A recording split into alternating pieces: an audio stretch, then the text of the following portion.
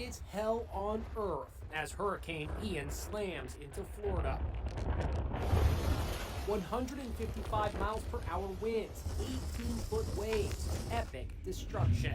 Take a look at the cars now. They're all bunched into each other over there. The wind continues to ramp up. But we're gonna get smashed here. There are down trees literally everywhere, all over this area. This is what Ian looks like from space, a swirling monster. Those flashes, lightning. I can't hear anything and I can't see anything. Look at the wind howling through here. Their reporters were in the thick of it, wearing baseball helmets for protection against projectiles. I just got knocked on my butt. You can hardly see anything out here. Jim Cantori had some close calls. First, he almost got struck by lightning. Then he got hit with a tree branch. As we look Now, after making landfall as a devastating Category 4 hurricane. There's the radar right now. You can see that storm is on the move. Overnight, Orlando getting hit with so much rain, it was a 1,000-year flood event for that area.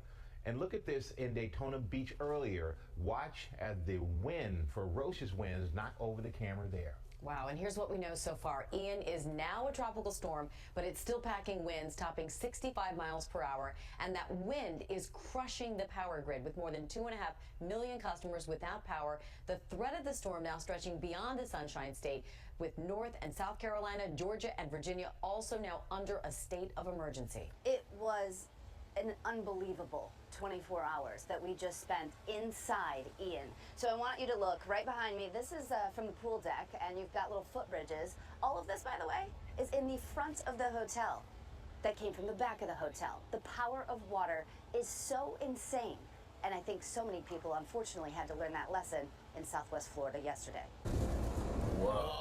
This morning, coastal Southwest Florida decimated. Ferocious Hurricane Ian shredding parts of the peninsula. The Category 4 storm making history as one of the most powerful hurricanes to ever make landfall in the Sunshine State.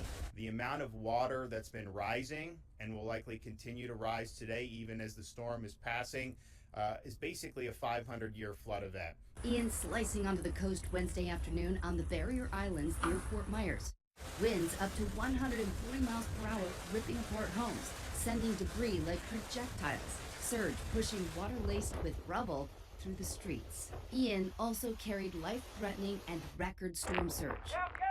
The ocean overtaking the land. Overnight, more than 2 million customers throughout the state losing power. That's my grandparents' house. In Fort Myers Beach, many waking up to find they've lost almost everything. Somebody's RV came in our backyard. That's our pool. That's our deck. That was my house. My house is gone. This neighborhood turning into an extension of the Gulf. Streets consumed by water, cars submerged, buildings shredded.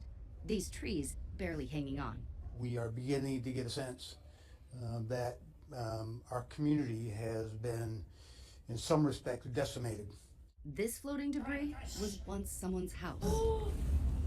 WINK-TV in Fort Myers forced off the air after water submerged their newsroom. Down in Naples, car alarms going off as storm surge inundates this parking garage.